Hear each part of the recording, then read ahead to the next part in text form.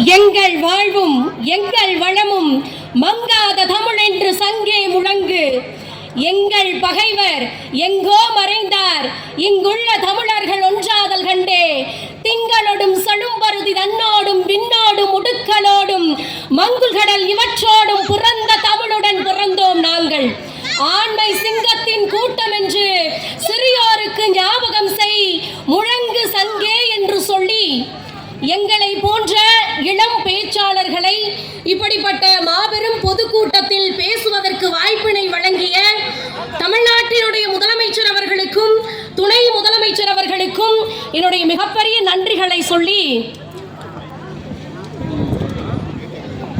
நம் தமிழ்நாட்டினுடைய துணை முதலமைச்சர் அவர்களுடைய பிறந்த நாள் விழாவை இத்தனை அருமையாக சிறப்பாக கொண்டாடி கொண்டிருக்கக்கூடிய நம்முடைய இந்த சேலம் மாவட்டத்தில் இந்த புத்தூர் அப்படிங்கிற ஒரு கிராமம், உண்மையா சொல்லணும் அப்படின்னா கடல்னா முத்துங்க, நம்ம புத்தூர் மக்கள்னாவே சம கெத்துங்க.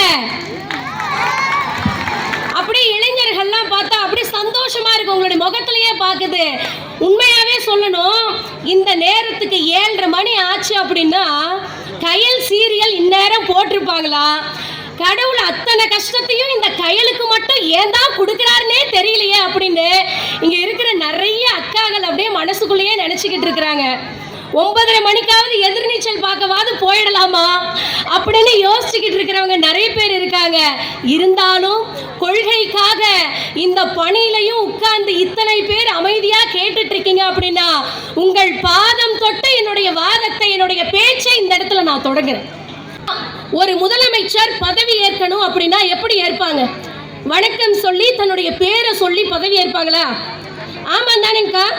ஆனா நம்முடைய திராவிட மாடல் நாயகர் நம்முடைய முதலமைச்சர் அவர்கள் எப்படி தெரியுமா பதவி ஏற்றாரு? முத்துவேல் கருணாநிதி ஸ்டாலின் எனும் நான் இந்த வார்த்தையை சொல்லி அவர் பதவி ஏற்ற உடனே எதிரிகள் எல்லாம் அப்படியே தொடநடுங்கி போய் நிற்கிறாங்க. அவரை பார்த்து சொல்லுகிறார்கள், Stalin is more dangerous than கருணாநிதின்னு சொல்றாங்க.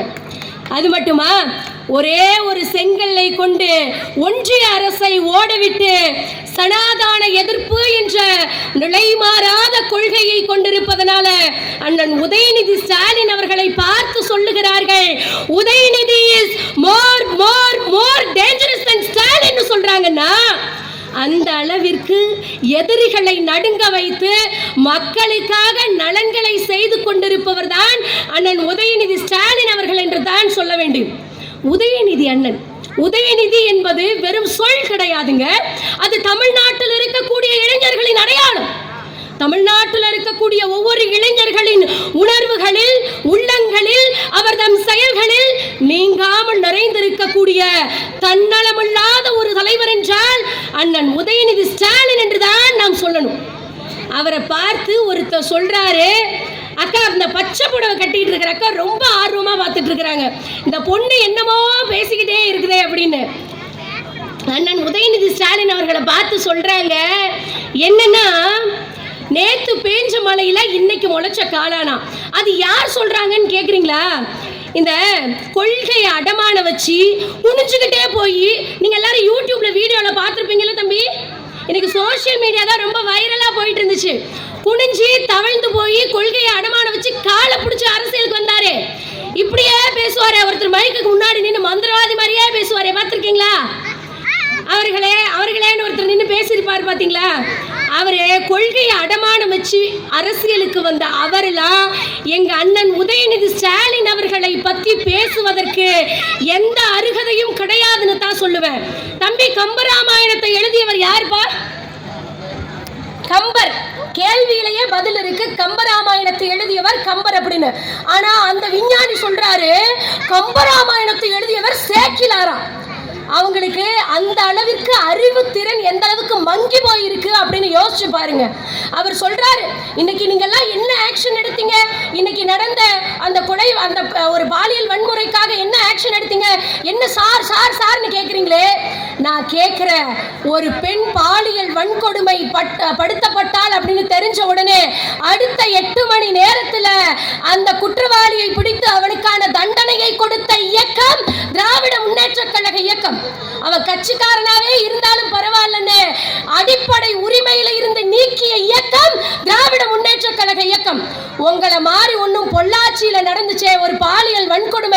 அந்த மாதிரி வேடிக்கை பார்த்துக்கிட்டு இருக்கக்கூடிய இயக்கம் எங்கள் இயக்கம் கிடையாது அப்படிங்கிறத தெரிஞ்சுக்கோங்க சார்.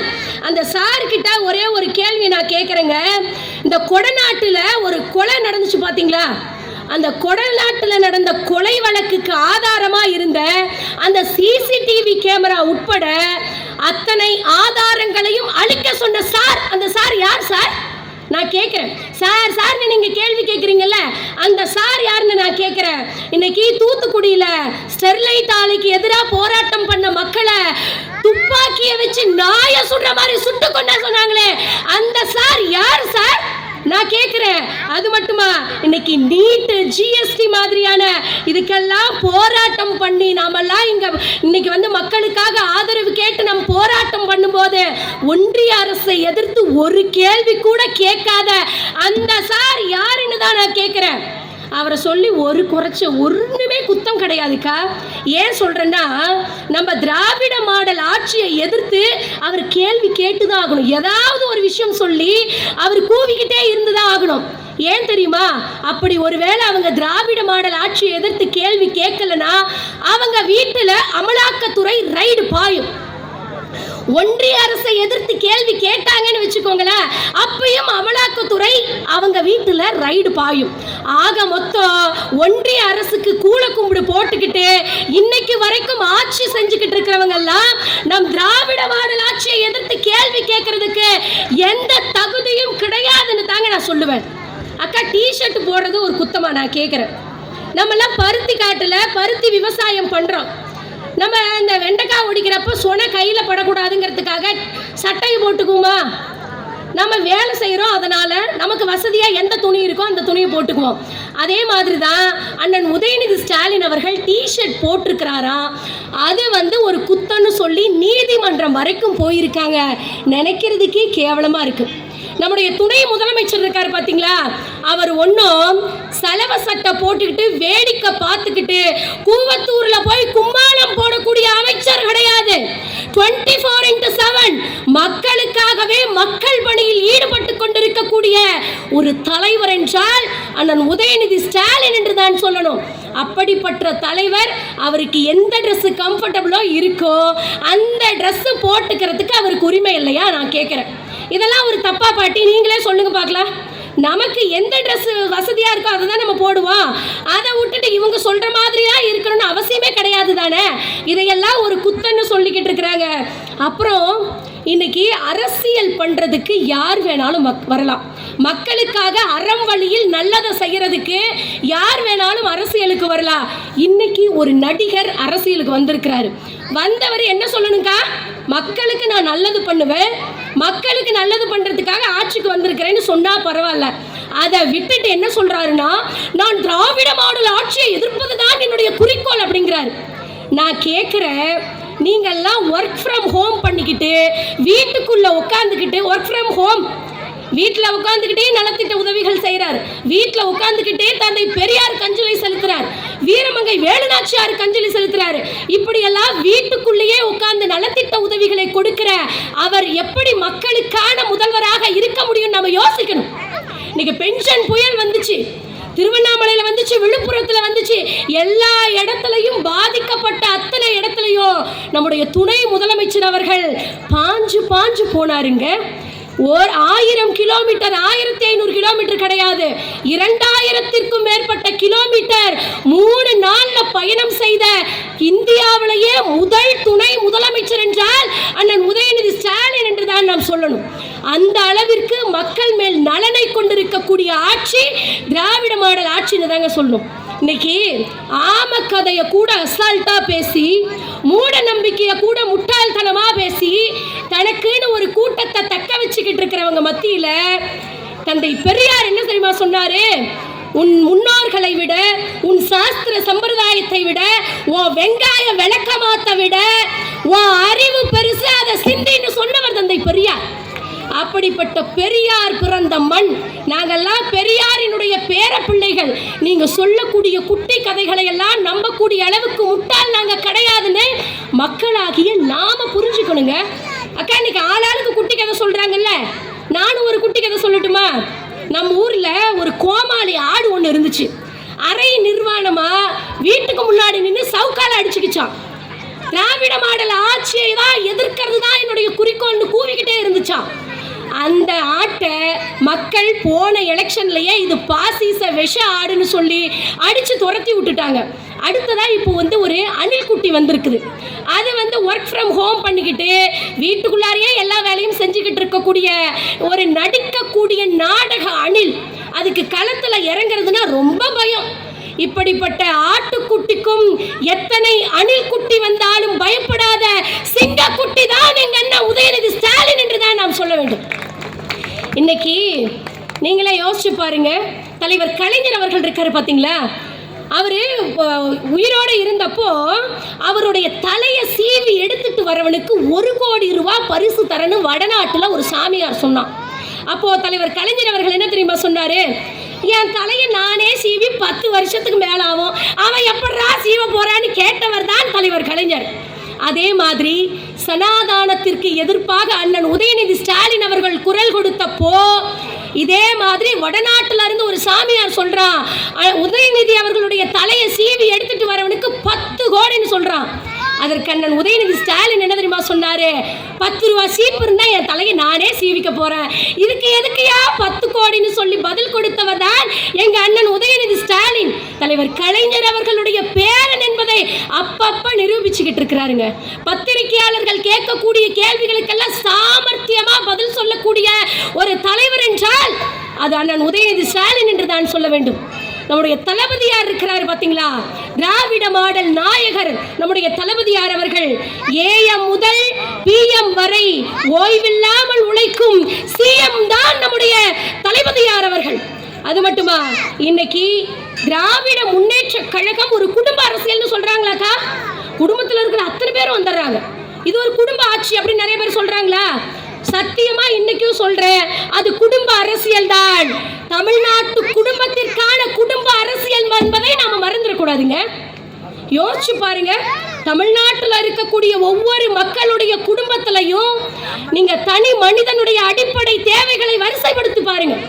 உணவு, உடை, இருப்பிடம், சுகாதாரம், போக்குவரத்து, கல்வின்னு அத்தனையும் வரிசைப்படுத்தி பார்த்தீர்கள் என்றால் அங்கே திராவிட முன்னேற்ற கழகத்தினுடைய தடம் முதலிடத்தில் இருக்கும் என்பதுதான் நிதர்சனமான உண்மை. யோசிச்சு பாருங்க, மனுஷனே இழுக்கக்கூடிய அவல நிலை கேள்விப்பட்டிருக்கிறீங்களா? கை ரிக்ஷா. இந்த கை ரிக்ஷாவை ஒழித்து தலைவர் கலைஞர் அவர்கள் சைக்கிள் ரிக்ஷாவை இலவசமாக வழங்கினார்.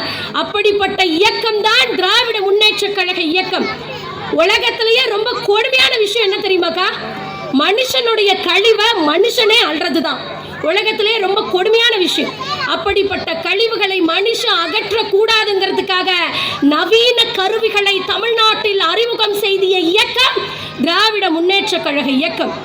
இந்தியாவிலேயே முதலா வானத்துல இருக்கிற நட்சத்திரங்களின் எண்ணிக்கைகளை விட ஏழை குடிசைகளின் வீட்டில் இருக்கக்கூடிய ஓட்டைகளின் எண்ணிக்கை அதிகமாக இருக்குதேன்னு சொல்லி கவலைப்பட்டு தலைவர் கலைஞர் அவர்கள் தமிழ்நாட்டை குடிசைகள் இல்லாத மாநிலமாக உருவாக்க வேண்டும் என்பதற்காக குடிசை மாற்று வாரியத்தை இந்தியாவிலேயே முதலாக கொண்டு வந்த இயக்கம் திராவிட முன்னேற்ற கழக இயக்கம் தாங்க.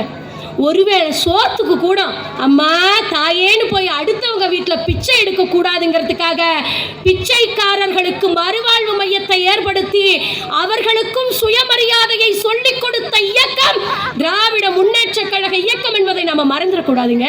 இன்னைக்கெல்லாம் நம்ம நிறைய ஏழைகள் வயிறார சாப்பிட்டு மனசார தூங்குறோம் அப்படின்னா இந்த ரேஷன் கடையை கொண்டு வந்ததுனால தானே. இலவசமா அரிசி அத்தனையும் இன்னைக்கு இலவசமா நம்ம அரிசி வாங்கி வயிறார சாப்பிட்டு பசியை போக்கிட்டு எத்தனையோ ஏழை குடும்பங்கள் இருக்கிறார்கள் என்றால் அதற்கெல்லாம் காரணம் திராவிட முன்னேற்ற கழக இயக்கம் என்று தான் சொல்ல வேண்டும். இந்த தேசத்தினுடைய தந்தை என்றால் மகாத்மா காந்தி, ரேஷனின் தந்தை என்றால் முத்தமிழ் அறிஞர் டாக்டர் கலைஞர் என்று தான் நம்ம சொல்லணுங்க.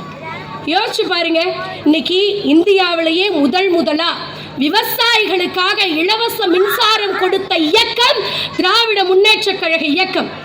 ஒரு விஷயம் தெளிவா புரிஞ்சுக்கணும், நம்ம வீட்டுக்கு கட்டுறோம்ல கரண்ட் பில்லு, அந்த கரண்ட் பில்லு இந்தியாவிலேயே தமிழ்நாட்டில் தான் இந்த வீட்டுக்கு கட்டக்கூடிய கரண்ட் பில்லினுடைய எண்ணிக்கை, அந்த பணத்தினுடைய தொகை இருக்கு பாத்தீங்களா, அது கம்மியா இருக்கக்கூடிய மாநிலம் தமிழ்நாடு அப்படின்னு சொல்லியிருக்காங்கன்னா அப்ப யோசிச்சு பாருங்க எந்த அளவுக்கு மற்ற நாடுகளை விட நம்ம முன்னேறிக்கிட்டு இருக்கோம் அப்படிங்கிறத யோசிச்சு பார்க்கணுங்க.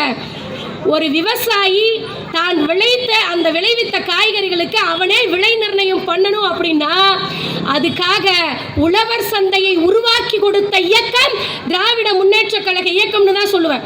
முன்னெல்லாம் பஞ்சாயத்துக்கு ஒரு டிவி வச்சிருப்பாங்களாக்கா, அப்பெல்லாம் ஒளியும் போடுவாங்க. யாரோ ஒருத்தர் வீட்டில் தான் டிவி இருக்குமா, போய் உட்காந்து பார்த்துக்கிட்டு இருக்கணும். அப்படியெல்லாம் இல்லாமல் மலை கிராமத்தில், ஒரு சாதாரண கிராமத்தில் இருக்கக்கூடிய மக்களுக்கு கூட உலகத்தில் நடக்கக்கூடிய விஷயங்களை செய்திகள் மூலமாக கொண்டு சேர்க்கணும், அவங்களுக்கும் அறிவு பசியை போக்கணுங்கிறதுக்காக ஒவ்வொரு வீட்டிலும் இலவசமாக வண்ண தொலைக்காட்சி பெட்டியை கொடுத்த இயக்கம் திராவிட முன்னேற்ற கழக இயக்கம்னு தாங்க சொல்லணும். இன்னைக்கு கடைக்கோடி மக்களுக்கும் கல்வி கிடைக்க வேண்டும் என்பதற்காக இலவசமாக பஸ் பாஸ் வழங்கிய இயக்கம் திராவிட முன்னேற்ற கழக இயக்கம். ஒரு குடும்பத்தில் முதல் பட்டதாரிக்கு இலவச கல்வின்னு அறிவிச்ச இயக்கம் திராவிட முன்னேற்ற கழக இயக்கம். உள்ளபடியே சொல்றேன் அண்ணா, நல்லா கேட்டுக்கோங்க, என்னுடைய குடும்பத்தில் நானும் முதல் பட்டதாரி என்று இந்த இடத்துல நான் பெருமையாக கர்வமாக சொல்லிக் கொள்கிறேன். அதற்கெல்லாம் காரணம்னா திராவிட முன்னேற்ற கழக இயக்கம்னு தாங்க நான் சொல்லுவேன். அது மட்டுமா, இன்னைக்கு காலை உணவு திட்டம் நம்ம ஊர்லலாம் பருத்தி தானே பாட்டி அதிகமாக போடுவோம். பருத்தி போடுறது காலையில் 6 மணிக்கு போவோமா, பூ தீர்த்தறதுக்கு காலையில் 6 மணிக்கு போனோன்னா மொக்கு உரிச்சிட்டு ஆண் பூ ஒடிச்சுக்கிட்டு சாயந்தரம் 6 மணிக்கு தான் வீட்டுக்கு வருவோமா? எத்தனை நாள்? நான் சிறுவாச்சூர் தாங்க நான் பிறந்த ஊர். நான் பள்ளிக்கூடம் போகும்போது எத்தனை நாள் என்னுடைய தந்தையும் தாயும் வேலைக்கு வந்து காட்டுக்கு போயிடுவாங்க. எத்தனை நாள் நான் பசியோட பள்ளிக்கூடத்துக்கு காலையில் போயிருக்கேன் தெரியுமா? ஆனால் இன்னைக்கு அதே சிறுவாச்சூர் கிராமத்தில் என்னுடைய தம்பிகளும் தங்கைகளும் எந்த பசியும் இல்லாமல் சந்தோஷமாக பள்ளிக்கூடத்துக்கு போய் காலை உணவு சாப்பிட்டு வயிறார சாப்பிட்டு மனசார இன்னைக்கு வந்து படிச்சுட்டு அறிவு பசியையும் வயிற்று பசியையும் போக்கிக்கிறதுக்கு வித்திட்ட இயக்கம் திராவிட முன்னேற்ற கழக இயக்கம் என்று தான் சொல்ல வேண்டும். இன்னைக்கு இந்த காலை உணவு திட்டம் இருக்கு பாத்தீங்களா, இந்த காலை உணவு திட்டத்தினால 90% குழந்தைகளுக்கு நினைவாற்றல் கூடி இருக்குன்னு ஒரு ஆய்வு சொல்லுது. அது மட்டும் கிடையாதுங்க, சரியான நேரத்துக்கு பிள்ளைகள் பள்ளிக்கூடத்துக்கு வந்துடுறாங்க அப்படின்னும் இன்னைக்கு வந்து ஆய்வறிக்கை சொல்லுது. அப்படின்னா பிள்ளைகளுடைய கல்வி தரத்தை உயர்த்துவதற்கான ஒரு நடவடிக்கையை திராவிட முன்னேற்ற கழக இயக்கம் இன்னைக்கு மிக செம்மையாக செஞ்சு கொண்டிருக்கிறது என்பதுதான் நிதர்சனமான உண்மை. இன்னைக்கு நம்முடைய கல்வியை கெடுக்கிறதுக்காக எல்லாம் ஆளாளுக்கு ஒரு பிளான் போட்டுட்டு இருக்காங்க.